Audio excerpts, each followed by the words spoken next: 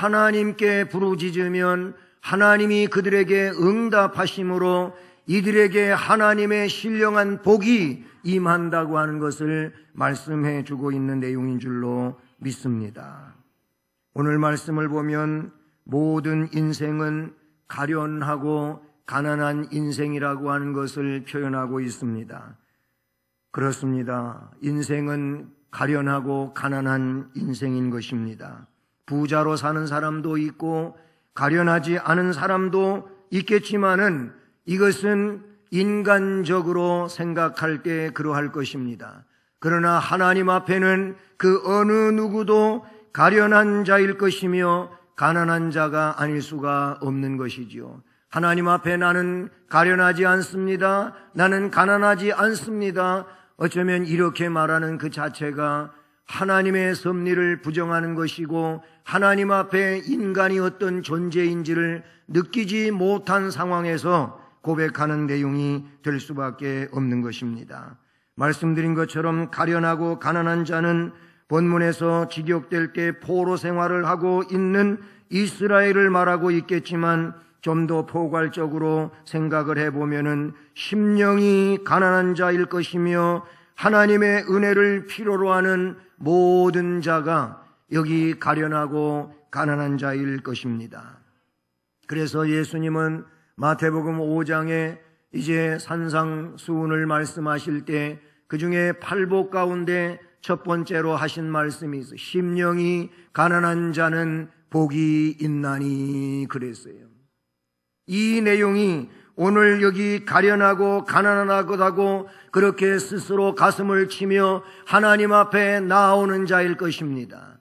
나는 심령이 가난합니다. 아직도 내 심령은 주의 은혜로 채워져야 되는데 채워지지 않은 상황 가운데 있습니다. 이런 사람이 심령이 가난한 자인 것이며 이 심령이 가난한 자는 천국을 복으로 받는 은혜자가 되는 줄로 믿습니다.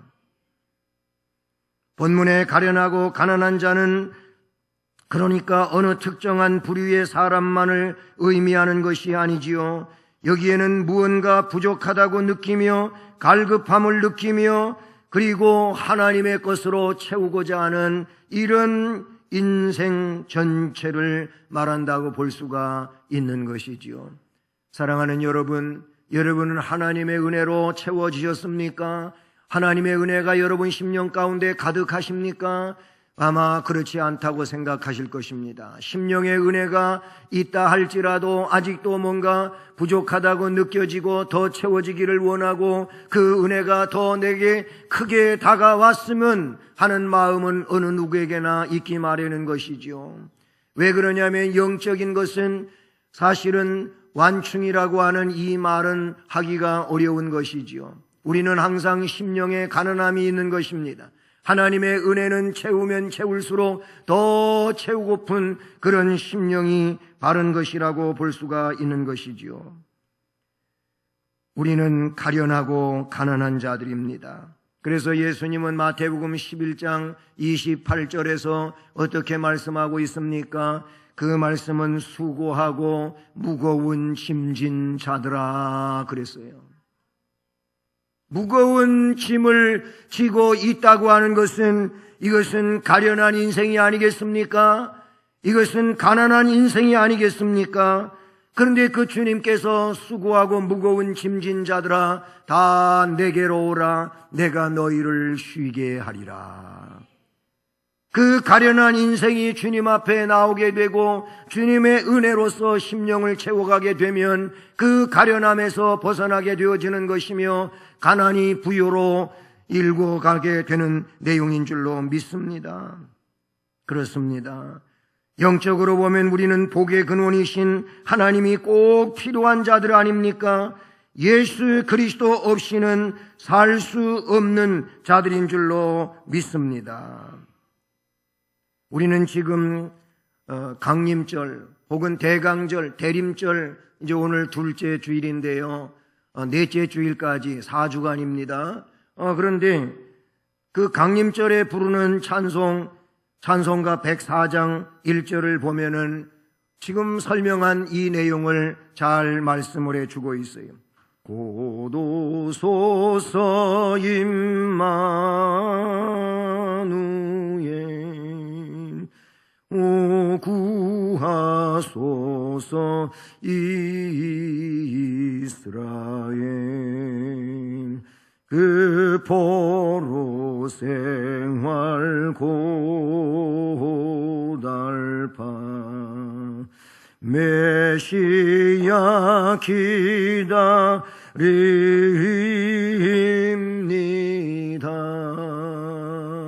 아멘.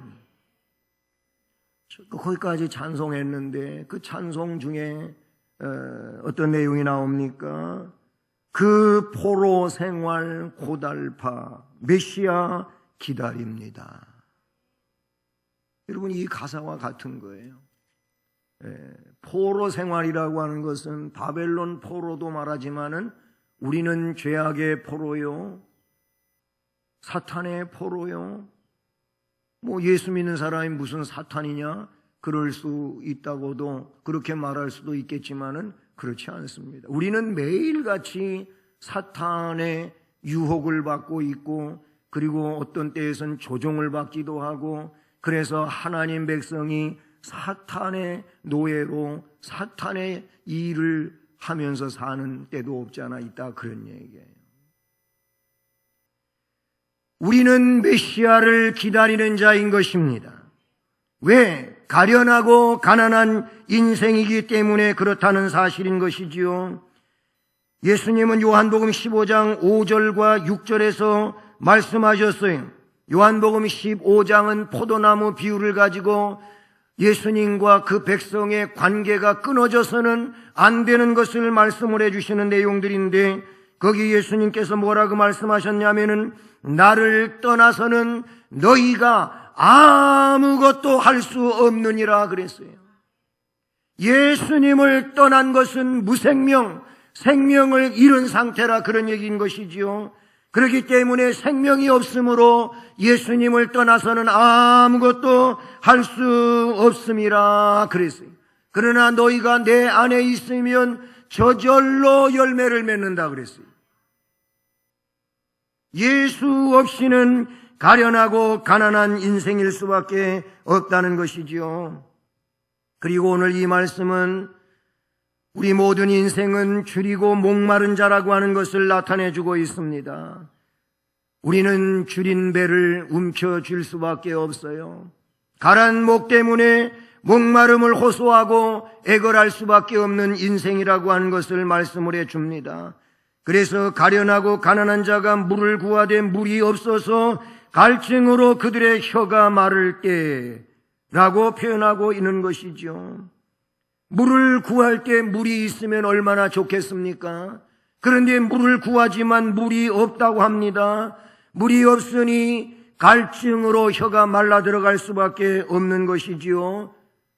이때 하나님은 응답하신다고 이어가고 있는데, 요한복음 4장 13절로 14절 사마리아 우물가에서 사마리아 여인에게, 이 수가성 여인에게 주님은 말씀하셨습니다. 이 우물물을 마시는 자는 다시 목마르겠지만 내가 주는 물을 마시는 자는 영원히 목마르지 아니하리니. 할렐루야. 왜? 내가 주는 물은 그 속에서 영원하도록 솟아나는 샘물이 되기 때문이라고 말씀해 주셨습니다. 주님이 주시는 것들이 우리의 가람을 해결할 수가 있다는 사실인 것이지요.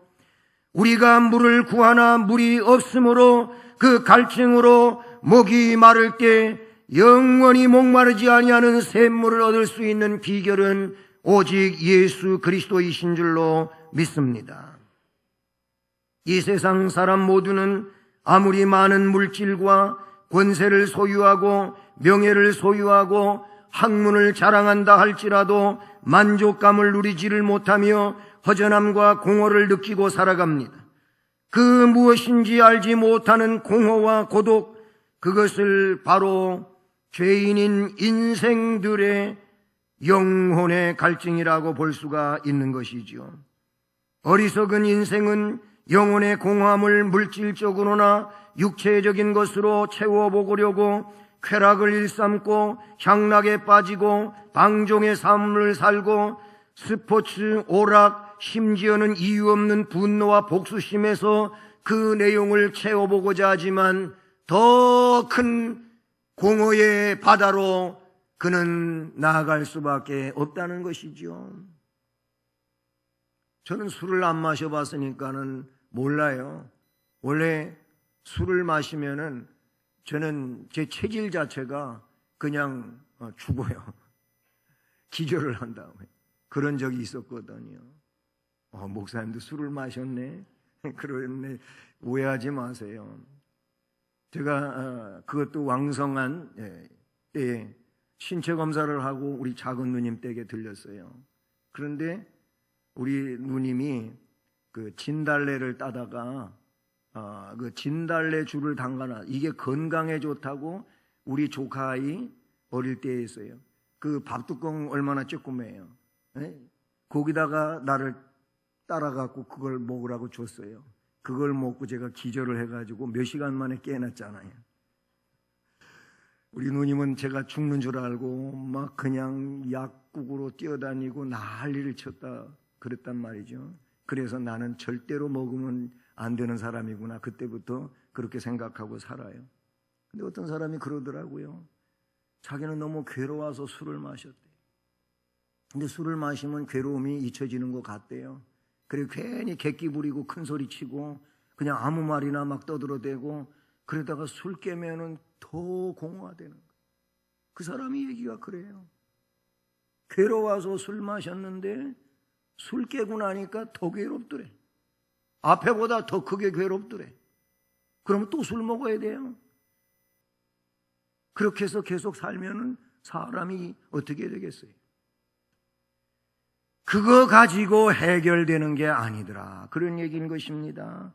그래서 채우면 더 허전하고 그러다가 인생 무상 삶의 해의 그래가지고 이상한 극단의 선택을 하는 사람들도 생겨나는 거예요.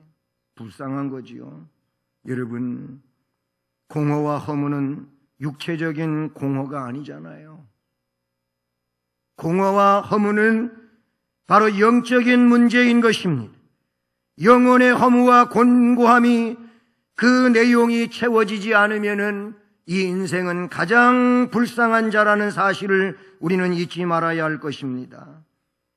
그래서 이 인생의 영적 공허와 허무는 채울 수 있는 방법은 물질이 아니라 인간의 향락이 아니라 오직 예수 그리스도의 생명인 줄로 믿습니다. 생명과 생명의 말씀밖에는 없다는 것이죠. 그래서 이사야 55장 1절과 2절 말씀은 너희 목마른 자들아 물로 나오라 그랬어요. 돈 없는 자도 나오라 그랬어요. 너희는 와서 사 먹되 돈 없이 값 없이 와서 포도주와 젖을 사라. 여기 포도주와 젖은 무엇입니까? 하나님의 말씀이라 그런 얘기예요. 베드로서에 보니까 갓난아기가 엄마의 젖을 사모하는 것처럼 너희들은 하나님의 말씀의 젖을 사모해야 된다고 말씀하고 있다는 사실이죠. 내게 듣고 들을지어다. 그리하면 너희가 좋은 것을 먹을 것이며 너희 자신들이 기름진 것으로 즐거움을 얻으리라. 그때에 주께 나와서 포도주와 젖을 사서 그를 채우게 될 때 그때에 너희가 기름진 것들로 즐거움을 얻게 된다고 말씀하고 있어요. 즐거움은 거기에서 오는 겁니다. 즐거움은 예수 생명에서 이루어지게 되는 줄로 믿습니다.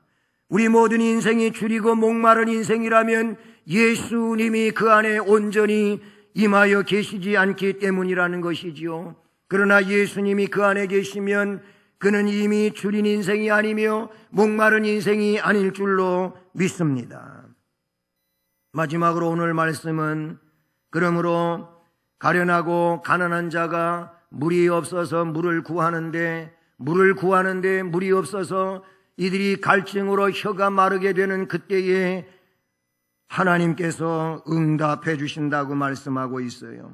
여기서 말하는 갈증, 갈증을 느끼기에 그들은 여호와께 구하는 자가 아니겠습니까? 그래서 하나님께서 응답하신다고 하셨어요. 나 이스라엘의 하나님이 그들을 버리지 아니할 것이라고 했습니다.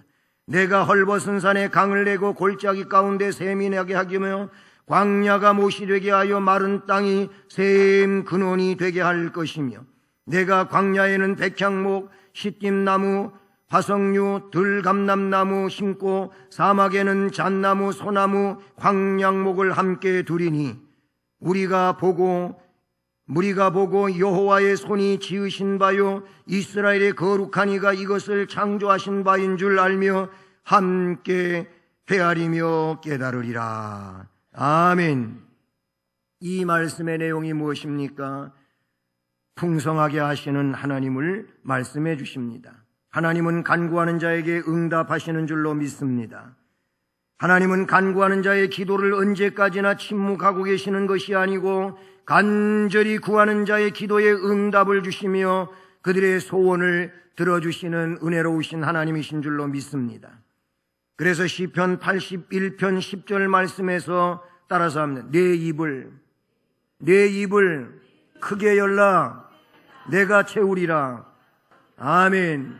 하나님께서 내 입을 크게 열라 내가 채우리라 그랬어요. 입을 크게 열라고 하는 말은 기도를 간절히 뜨겁게 하라고 말씀하신 내용인 줄로 믿습니다. 괜히 찬바람 들어가게 입 크게 벌리고 있으라는 얘기 아니잖아요. 네? 하나님 앞에 입을 열고 간절히 기도하라고 말씀하시는 내용이라 그런 얘기예요.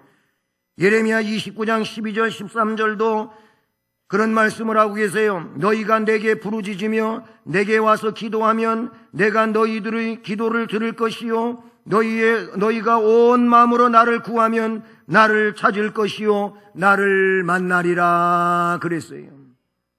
나한테 와서 부르짖으면 내가 들어주겠다. 에? 너희들이 나를 찾으면 내가 만나주겠다 라고 말씀을 해주셨어요. 우리가 잘 알고 있는 예레미야 33장 3절 말씀도 너는 내게 부르짖으라 그리하면 내가 내게 응답한다. 내가 알지 못하는 크고 은밀한 일을 너한테 보여주겠다. 할렐루야. 전부 기도의 응답을 말씀하셨어요. 구하라 찾으라 두드리라. 그러면 구하는 자는 얻게 된다는 거예요. 찾으면 찾게 된다는 거예요. 두드리면 열리게 되어 있다고 말씀해 주셨어요. 이건 또 기도하라고 하신 말씀이신 줄로 믿습니다. 그러면 하나님은 풍성하게 응답하시는데, 간구하는 자에게 응답하시는데 하나님의 응답은 기적이라고 말씀해 주고 있어요. 그래서 8절 9절 18절 19절 말씀을 보면 기적을 이야기하고 있어요. 헐벗은 산에 강이 생긴다고요. 골짜기 가운데 샘이 나게 한다고요. 광야에 못이 만들어진다고요. 광야 메마른 곳인데 여러분 사막하고 광야는 또 달라요. 이스라엘에도 광야가 많이 있어요. 근데 이 광야를 가보면 사막하고는 또 달라요.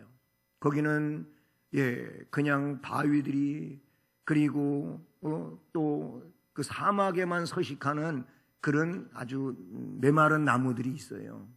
더러더러 있어요. 이게 광야인데 근데 그 광야에 웅덩이가 생기고 거기에 물이 채워져 즉 못이 만들어진다고 말씀하고 있어요. 그리고 마른 곳에 샘 근원이 있게 된다고 이렇게 말씀하고 있어요. 그래서 말씀해 보니까 백향목, 시띠나무, 화석류, 들감람나무 그리고 잣나무, 소나무, 황량목이 생긴다는 거예요. 이게 뭔 얘기입니까? 물이 없는 곳에 강이 생기고 샘이 나고 못이 만들어지고 샘 근원이 있고 거기다가 나무들이 서식한다고요? 이 푸른 숲이 만들어진다고요? 이건 뭘 말하는 것입니까? 기적이에요, 기적. 하나님이 안 되는 곳에 되게 하시는 역사가 있다고 하는 것을 말씀해 주고 있는 줄로 믿습니다. 그렇습니다. 하나님은 하나님의 백성들을 도우시기에 자연적 원리와 법칙을 초월하는 기적을 행하십니다. 홍해를 갈라놓으신 하나님, 만나와 메추라기를 40년 동안 내려주시는 하나님, 구름기둥, 불기둥으로 이끄시고 보호하시는 하나님, 이런 모든 내용들은 하나님의 기적인 것이죠. 그게 어떻게 일반적 자연적인 내용들로 이해할 수가 있겠습니까? 여러분, 하나님 백성들에게 하나님께서 기적의 은혜를 베푸실 것을 말씀하십니다. 자, 그러니 하나님은 기도에 응답하여 기적을 베푸심으로, 그 다음에 우리가 생각할 수 있는 것은, 그러니 하나님의 응답은 기쁨이다. 아멘. 하나님의 응답은 기쁨이 될 수밖에 없는 거예요. 응답받으면 기쁜 거예요. 응답받으면 다 기쁜 거예요. 누가 응답을 받아요? 하나님께 부르짖는 자가 응답을 받는 거예요. 뭐 기도도 안 하는데, 요구도 안 하는데 무슨 응답이 있어요? 응답은 요구가 있는데 답이 오는 게 응답이에요. 기도해야 됩니다. 성경은 기도를 하되 어떻게 낙심하지 말고 기도하라 그랬어요. 그래서 누가복음 18장에도 항상 낙심하지 말고 기도해야 할 것을 비유로 하여서 불의한 재판관을 찾아가고 있는 이 과부에 대한 내용을 이야기하고 있지요. 야, 이 여인 내가 재판 제대로 안 해줬다가 내가 진짜 말라 죽겠다. 얼른 제대로 해줘야 되겠다. 불의한 자도 그랬다고 하죠. 하물며 너희를 사랑하는 하나님께서 부르짖는 자에게 가만히 계시겠느냐? 응답하신다고 말씀해 주신 줄로 믿습니다. 응답은 기쁨이다. 믿으십니까?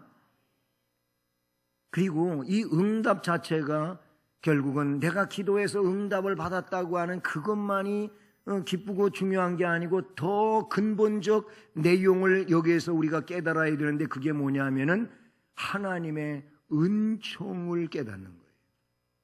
내가 하나님 앞에 부르짖고, 그래서 하나님이 그 기도에 응답해 주심으로 기쁨을 갖게 될 때 하나님의 은총을 깨닫는다, 그런 얘기인 것이죠. 그러므로 하나님의 응답은 은총을 깨닫는 기회가 되므로, 하나님의 은총을 기억하게 된다면 이 사람이 결과적으로 하나님과의 관계를 제대로 맺고 사는 백성이 되는 줄로 믿습니다. 그 응답은 육신적 해결, 단순한 영혼의 갈증만을 해소해 준다고 하는 거기에서 멈추는 것이 아니고, 그 하나님 자체에 대하여 내가 이해를 하게 된다, 느끼게 된다, 알게 된다, 그런 말씀인 것이죠. 그렇습니다. 응답은 여호와의 능력의 손길을 깨닫게 하는 아주 중대한 이유가 되는 줄로 믿습니다. 그러면서 피조물로 하여금 창조주 하나님께 대한 더 큰 경외심을 갖도록 하는 것입니다. 진정 하나님의 역사는 피조물로 창조주를 느끼고 깨닫게 하는 근원적 응답이요, 해결이 된다고 볼 수 있다는 사실이죠. 하나님께 기도하여 응답 받은 것만 가지고 기뻐한다면 너무 이것은 근시안적이단 말이죠. 우리는 멀리 내다볼 수 있는 이런 사람이 되어야 하는데, 그렇게 응답을 통하여 하나님의 은총을 느끼는 자가 되어야 할 줄로 믿습니다. 사랑하는 성도 여러분, 가련하고 가난하고 줄이고 목마른 자는 예수님 안에서 그 가련함도 가난함도 줄이고 목마름도 해결되게 되는 줄로 믿습니다. 이제 주님 안에서 우리를 풍성하게 해주시는 하나님의 은혜를 찬양할 수 있기를 바랍니다. 그리고 생명을 주신 우리 하나님께 영광을 돌릴 수 있기를 축복합니다. 그리고 이 거룩한 역사를 위하여 우리의 구주로 이 땅에 오신 주님을 경배하는 우리 모두가 되기를 주님의 이름으로 축복합니다. 사랑의 하나님 아버지, 감사를 드립니다. 오늘도 우리를 사랑하셔서 거룩한 주일 예배에 참여